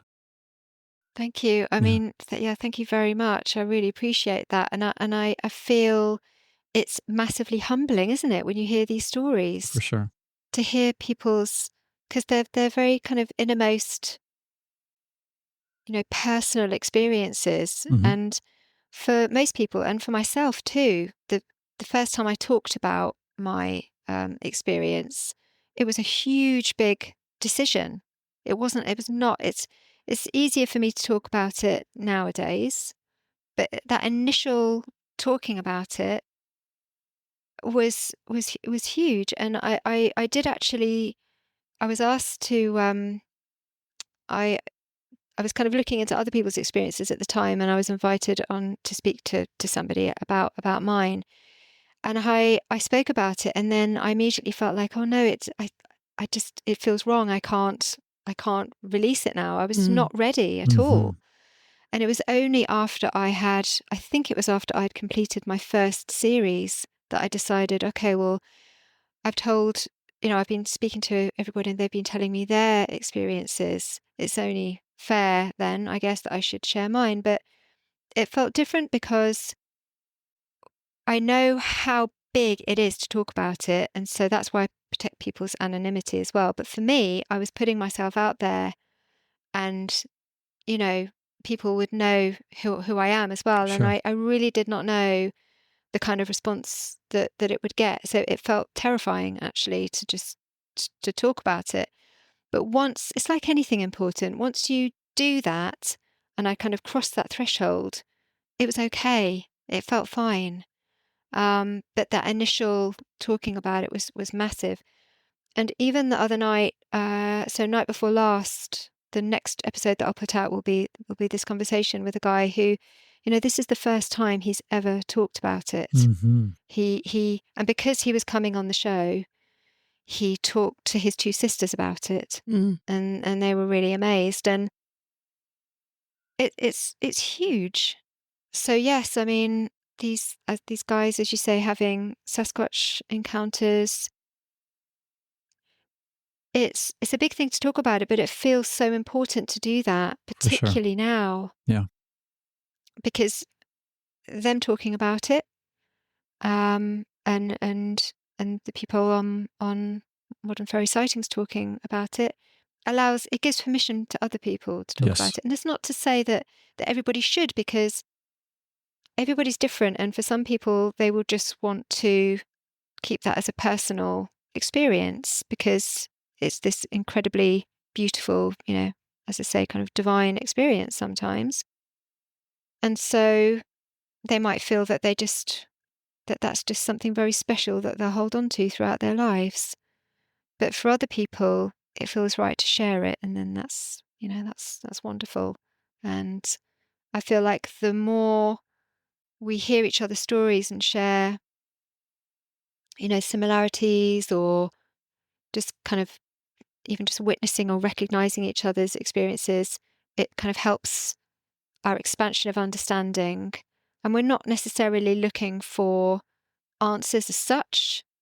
We're just, as the sort of the tagline of the show is "Remain curious," and I think that's kind of the point. Really, is that we just keep expanding our awareness and openness to possibilities at this time in the world as well, which is, it seems pretty important to do that. So I'm glad that there's folks out there like yourselves, chatting to people about these sorts of topics, and all the incredible people that you've been speaking to. You've had some amazing guests on the show, so I feel very, very honoured to be here. And the Sasquatch Chronicles, just great people doing some excellent work, and I'm just so honoured to be included in that, really. So yeah, thank you. you're welcome. Absolutely. I think one thing I'm fascinated by is the idea that humans are far more frightening than these realms. And what I mean by that is if you consider zoos, like go to a zoo and you see the suffering in that environment, of course, anything from another realm that observes us would want to keep a safe and healthy distance from us because of how we treat animals, how we treat other humans, how we treat the land. So I see man as far more frightening than this other realm. I feel like this other realm is more, I have more respect for it because it is unknown. And I think that the rules of engagement in that realm are very different from the rules of engagement in the human realm. But I think that we have a responsibility as stewards of this division to protect that realm. I think it's our duty to do that. So one thing that I respond very much to you is this desire to protect people, to protect the environments, to protect these energies because I think that that is your duty and your responsibility, and I think you're taking that very seriously, and I immediately responded to you because of that. Like, I felt like you were a safe person, and I think that you are creating a safe space for people to be able to explore these ideas and these experiences, and so I really I feel very honored to speak to you, and I just wanna thank you so very much for taking time and quickly, I want to Thank you. ask, do any of your children share your curiosities, and have any of your children ever had experiences like this? They have, and I won't talk about that, but yeah, I think this must just be something that, yeah, it just must be something that runs in the family for m what reasons I don't know. Um, yeah, I think it's very interesting.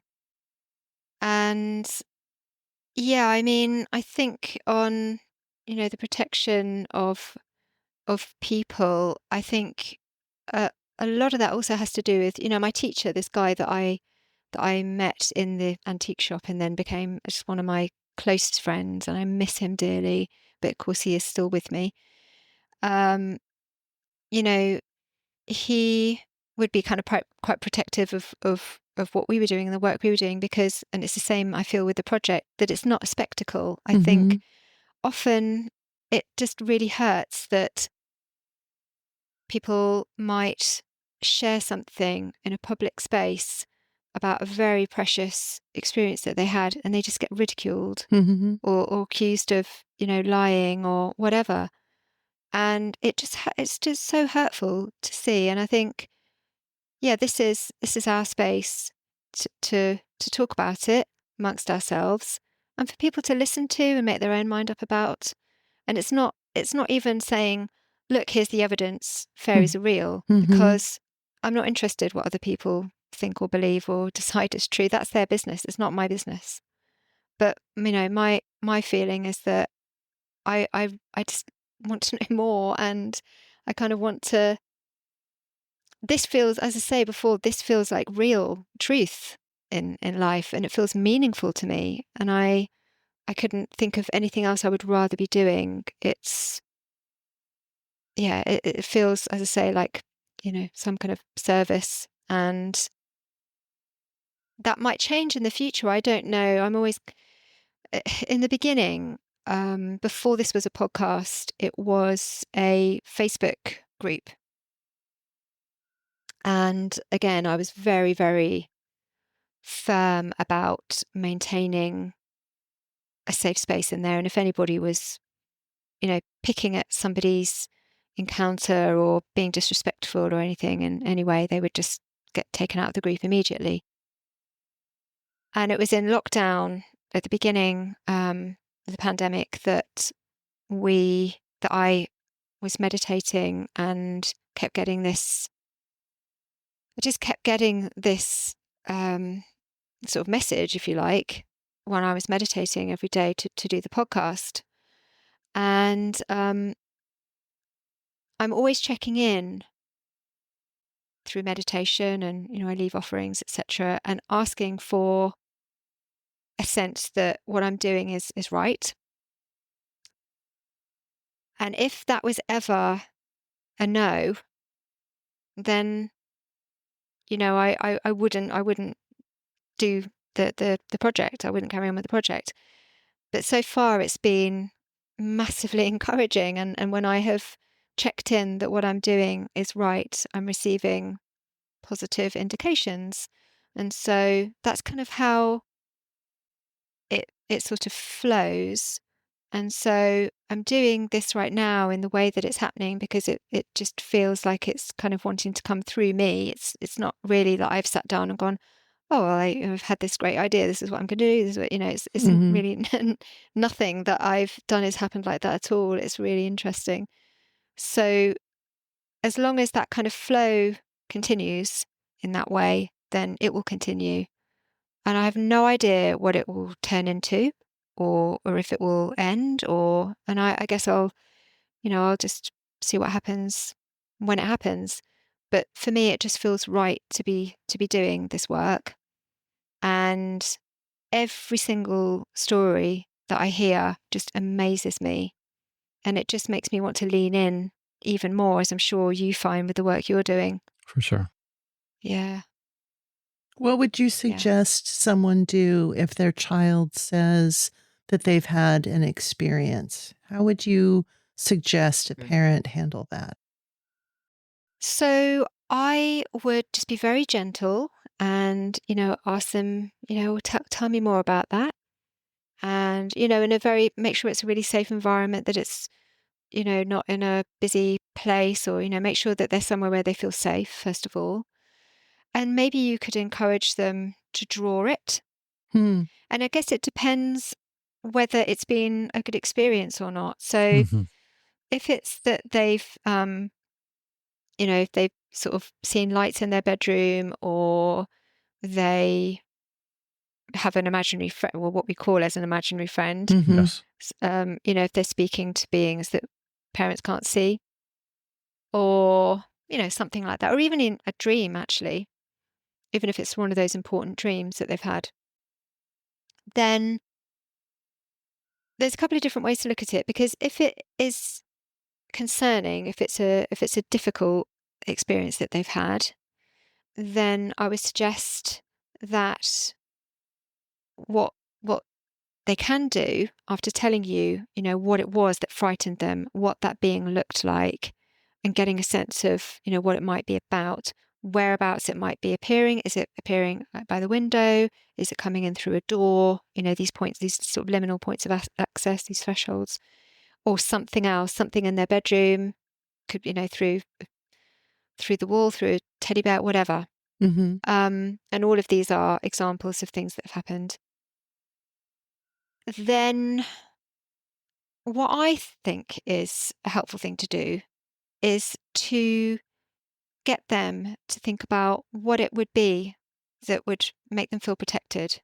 Mm. And it could be, for instance, you could say to them, can you draw, or you could, make a collage even of what would a protector look like? And, if you're of a certain religion, you could use, religious figures, or you could use deities or whatever, or angels or archangels.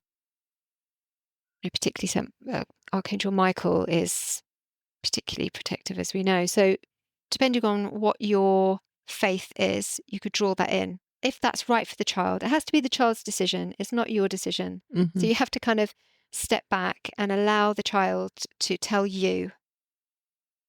And if they could draw something that they feel would be a protection of some sort, some kind of superpower. It could be them as a superpower, or it could be, having some sort of superpower, or it could be an animal, or it could be some kind of creature, nondescript creature, or whatever it is. Allow them to draw that, and they can have that on their wall, so that they know that whatever that protector is there to protect them. Personally, if it was something scary, I would then clear the room, you know, as a first off anyway. If Mhm. it was something that was, frightening them, because it's not okay for your children to be bothered at night by really frightening, whatever's going on. And personally, I use a blue pentagram on the walls. You can just use your 2 fingers and draw pentagram on each wall, the ceiling and the floor. This is what I was taught actually by that woman who said that she saw fairies many, many years ago when I Mhm. used to go to these workshops. This is a clearing. So if it's something that is very frightening and sounds wrong, take action. But if it's something that is, it just sounds as if it's something that is, you know, just trying to make contact Mhm. and just connecting with the child, then you can just keep an eye on it. It might be something that is pleasant to them, but you want that child to keep telling you what's happening in that relationship, what they look like, etc., etc. If they're, talking to them. I mean, yeah, you've got to be really careful with your kids, basically, because they're children and things can appear as certain things and be other things. And Mhm. so you really just kind of need to, you know, keep an eye on that sort of thing. But if your child is seeing, say, for instance, orbs or lights in their room and that feels nice to them, then I think that is a nice thing. I mean, spirit kind of appear in those sorts of forms as well. So it can be that the ancestors, the people that have passed on in the family, and maybe they're protecting them. I definitely get the sense of that sometimes, Mm. that they will be around at certain times. So it could be that they're experiencing. But yeah, generally, I tend to get them to make a representation of what it means to them, and if needed, allow them to find the strength within themselves to have a source of strength and protection, so that if they come up against something, they can say no, and then and have this pictorial representation that they know will be powerful for them in that moment. Um, I think if you are open, personally, for me, I get a sense of when there's something that's not quite right. So if, like any situation really, if there has been a lot of kind of waking up at night time, nightmares, and just a bad energy, then you know that that's something that should not be there. It's quite straightforward. Mhm. But if there's a lightness and a joyfulness with it, and something that they're able to kind of creatively lose themselves within, in a good way, the way that kids do that, they just kind of go into play and imagination and they're just somewhere, then I think that that is something that you can allow, just obviously keeping an eye on it, but just allow that expansion of understanding, because they're learning about this realm then. And for one of my children, they were into ghosts and things like this, and the teacher at school had said, "Oh, no, there's no such thing as ghosts." Like, just kind of shut it down immediately. But they must have been trying to sort of make sure that the child wasn't frightened. That's the kind of their training, whatever. But I don't think that's very helpful, No. personally. So then it's kind of talking to your child at home. Well, this is the way that I see things, and really, it's up to them how they decide when they're older, how they want to kind of interact with the world and make their own decisions about how things are. But I think that you can share, this is how I see things. And I've taken my kids along to, um, uh, you know, public ceremonies. So I belong to a Druid grove. So we meet at the equinoxes and solstices, and also some of the sun festivals too. And these are places that I can take my children to. So, something like that just allows them to experience that there is another way to view the world. Um, so I think there's that kind of sense of encouragement. But I think also to make it really, really clear to them that if there's something happening as we do in just general life. If there's something happening that they don't feel happy about, they need to tell you, Mm. you know, straight away, and just getting a sense of it yourself. Yeah, I mean, I definitely had to, you know, clear my home on a number of occasions, and as we all do if we're quite sensitive like that. Mm-hmm. And particularly, I'm kind of mindful with the work I'm doing as well, because sometimes I'll have a chat with somebody and it really stays with me and it's quite heavy, Mm-hmm. and it's kind of quite, yeah, quite mind-blowing. It kind of hangs around, that heaviness, it hangs around. And so I'm mindful of that and how I need to kind of clear after those sorts of situations. I do healing as well, so you know, very, very rarely I'm left with that. Usually it's a really beautiful experience, but I'm used to that. So yeah. I hope you include some of that in your book, like how, like clearing devices and things that people can do, because I think that would be very helpful. Well, one thing I should say that on a practical note is that a lot of people had started, because we have as well, we have a fairy door which is in the garden, but a lot of people were bringing them into their homes, and that's not a great idea. Because these portals, well, these doors are portals, and you don't really want to have portals in your home. So, as much as I love, welcoming the world of the Fae, I think it's not a great idea to do that in your actual living space. That it needs to be kind of outside, because people have done that, and then there's been all sorts of activity going on in the home that is just all goes a bit mad, and they're wondering why, and it's because they have this fairy door. So that's something to think about. Any idea when Yeah. the book will be out? So I'm hoping to meet I think October is what I'm aiming for, the Fantastic. deadline, but it won't be released until probably middle of next year, because I think I'm publishing with Watkins, and I know that they've got several books coming out in October. Sorry, several books coming out in whenever it was, sort of April. So Mhm. I imagine it'll probably be more like May or June.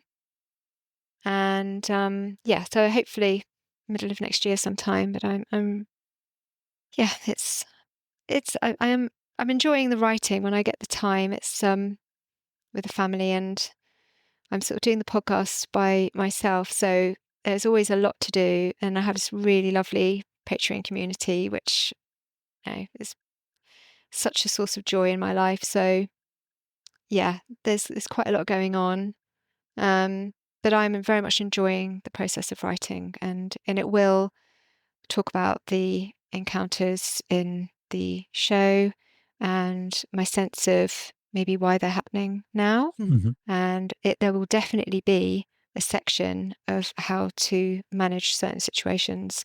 And so, yes, that will definitely be in the book Cool. for Fantastic. sure. Yeah, that's great. Yeah. Wish I could pre-order it now. Um, can you tell people who are listening or watching where they can find you and your fantastic podcast and your work online? Thank you. So my podcast is on Spotify, and it's on Apple and everywhere that people find their podcasts, the Modern Fairy Sightings podcast, and then you'll see the little logo of the little Mhm. man's face. And I also have a YouTube channel, which I have been slowly adding the episodes to. I've just added a load of the audio ones, so it's pretty much all there now. And there's some kind of like video interviews with researchers like myself too. And then I have a website which is scarletofthefae.com. That's Scarlet with two T's and FAE. And where else am I? Oh, I'm on Instagram at _remain_curious. So it's remain_curious_. And that's Twitter as well, but I'm not really on Twitter that much. It's more kind of Instagram. There is a Facebook group, which is the Modern Fairy Sightings Project and Podcast. And then, Patreon, Modern Fairy Sightings. So, Cool.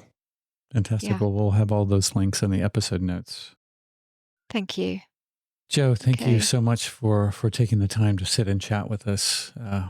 Fascinating, and the work that you do, and the space that you create so people can share their experiences is really well needed, and I think people really appreciate it. And it's very fascinating stuff, and I highly recommend your podcast to anybody that's listening. So follow the links in the episode notes, people. Well, thank you so much. It's been lovely to chat with you, and your questions have been magnificent as well. I've really enjoyed your questions. It's Well, thank you. been great to chat with you, and hope to speak to you again. Yes, yeah, we'll definitely do it again. Yeah. If you could, since you said that you're not familiar with Riverside, what it does is it records the video and audio locally. So it's kind of doing it through your computer and through our computer. And it streams it to a server that I will download it on after it's all complete. So sometimes there's a little lag. So it might take a minute or two, sometimes an hour, hopefully not that long, for it to finish uploading. So if you could just leave your browser window open until it says that everything's a go. No problem. Yeah. Yeah. No, Okay. That's absolutely fine. It's Okay. the same as mine. Yeah. Cool. Yeah, the one I use. All right, right Jo. then. Great meeting you. Really lovely to meet you both. Thank Yes. you. Fantastic to meet Thank you. so It's much been for all an your time. honor. Yes. And Thank you. Same here. we'll definitely do it And- again down the road sometime. Yeah, lovely. Okay. All right then. All right. Thanks a lot. Farewell. Bye. Bye. Have a Ta-ta. great weekend. What did you think about that, my dear? I loved it. I Yeah. could have gone all night. Absolutely. Yeah, there's so much there.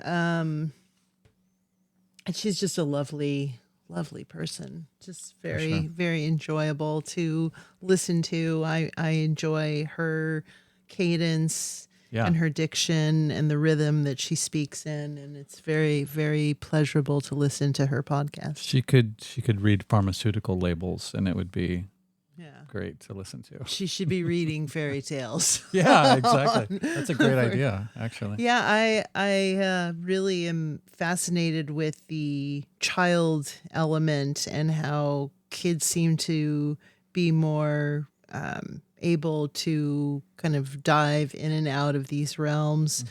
And I do see how kids can kind of block each other because of their own parents. And when I was listening to her talk about other people's stories and how difficult it is for some people to share these things, I was thinking, why would that be so hard? But then I was thinking of how our society works, how men are supposed to be stoic and men are supposed to be serious and men are supposed to, insert ... whatever men are supposed to be.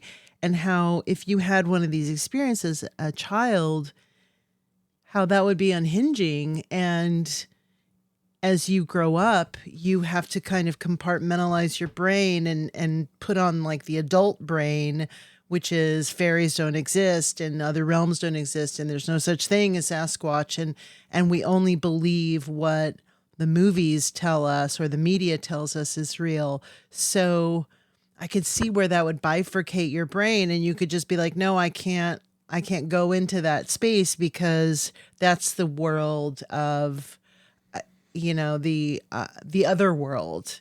And I think that's unfortunate because Absolutely. I think there's many different avenues that you can go and look into these realms. I was thinking of fishermen and how fishermen share stories and how there's probably amazing stories of things that are happening in the sea that are passed on generationally amongst fishermen. So I think that you can go into any one of these avenues, like mountaineers, people who climb in the mountains. They probably have their versions of these experiences. And so I think it's important to share this lore because I think what it does is it makes it more manageable to deal with things that aren't necessarily what we would consider tangible or of this earth. And I just love that earthy description when she's describing this green man. What it seems like to me, what I was trying to impart to her, is that it seems like these things are camouflaged in these environments, in the forest, in the ocean, and that they're there all the time. And so the reason children can see them is because the world hasn't been formed in their brains and solidified and codified where or calcified where this is the world. So a child can see something and it is part of the world because they don't have any other frame of reference. So it is natural or it is normal. So that's exciting to think that these things are just always there, and it's just a matter of our openness and whether or not we experience them. That's why I like to go walking in that place, because that is the easiest and closest place to dip into a realm that is different than ours. But I think that we're lucky and maybe somewhat spoiled in the world that we have created. Not that we have a vast network of people that we associate with, but I can't think of anybody that I talk to or have in my life right now, be it important people or just people in the peripheral, that I wouldn't share something like that with, even if it was just in passing. Maybe it's just because I don't give a shit what people think and I don't care. Maybe that's easy to say because I haven't really had such a tangible experience as that. So I don't know what kind of weight that might hold or how personal that might be. And maybe I wouldn't want to share that with somebody because it would, it's kind of a vulnerable place to be in. But I feel lucky that we are in a group of people that I feel comfortable sharing things like that with. But back to the ocean, I think the ocean is this vast realm. It's the closest tangible thing that we have to an other world on our planet, at least in the physical plane. So for a sailor who's in the middle of the ocean, seeing this thing, like, you can't just go, well, I'm going to see if that's substantial. I mean, like, you can't substantiate that so easily because not everybody can just pick up and go to the middle of the ocean where these things are seen, or up in the mountains or wherever. Yeah. So it just becomes this very personal, maybe one-off thing that you share in a very, very confined and isolated context. You bring back to the world of, the everyday, where people are caught up in their routines and they have their, parameters that they think life falls in between, and it just doesn't fit. So they just don't even take it into account. I also think that there's an aspect of it where there's an extreme exposure there. So you're out in the desert and you see something, or you're in the forest, or on a mountain, it's very cold and you see something, or you're in the ocean and the water is very tumultuous and you see something. I think there's an aspect of that there's a different part of your brain that's engaged, that maybe is the reptilian brain or the survival aspect of your brain. So maybe because that aspect is engaged, it opens your eyes in a different way because it's a survival mechanism. So I think that there's probably examples of that in these experiences where someone was under some form of there was some extreme condition where they had these experiences.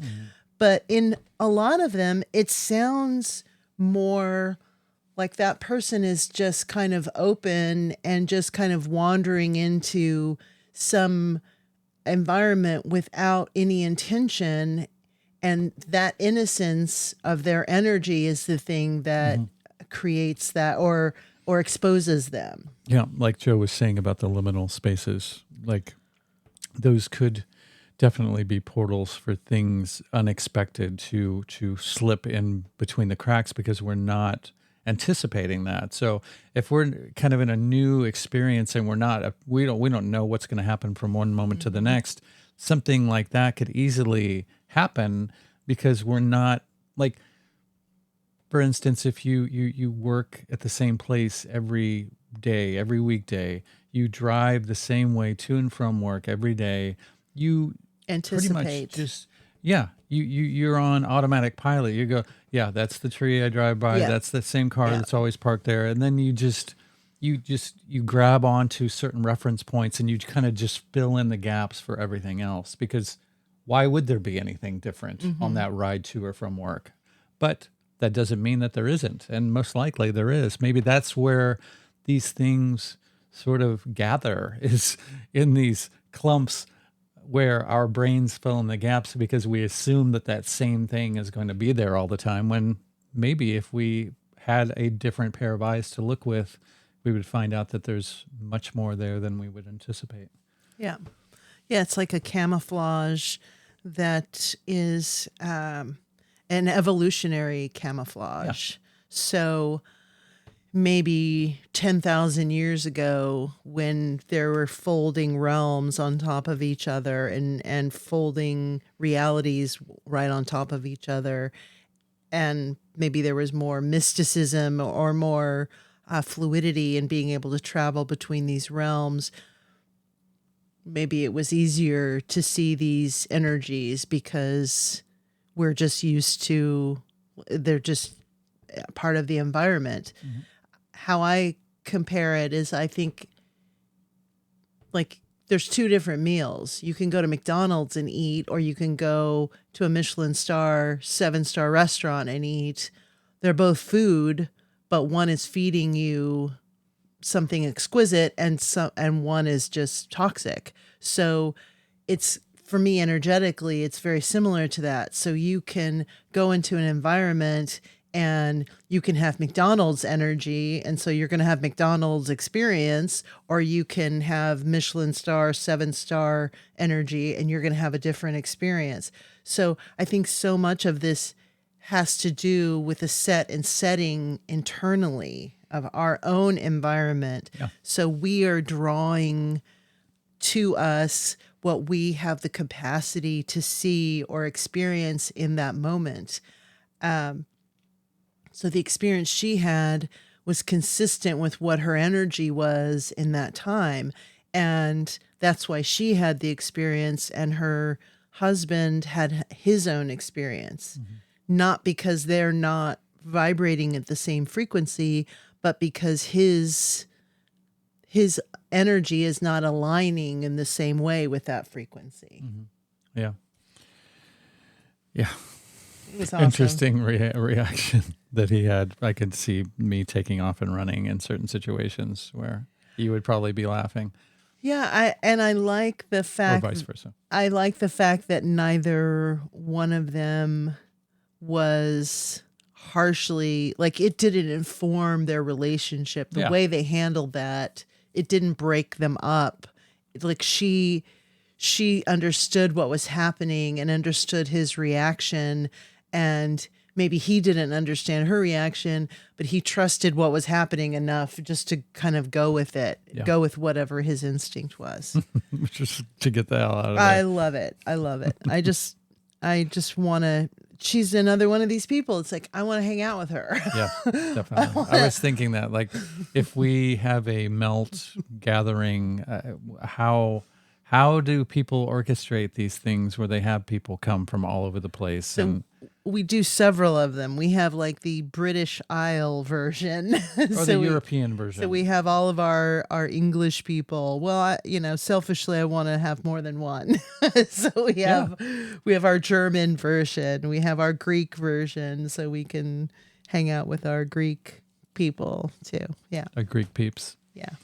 All right. Okay, I've got to get back to work. Yeah, this happened in the middle of my workday because of somebody across the pond. Jo was fantastic. Get her book. Definitely check out her podcast and her website. Great stuff. We love her. We want her back. Yes.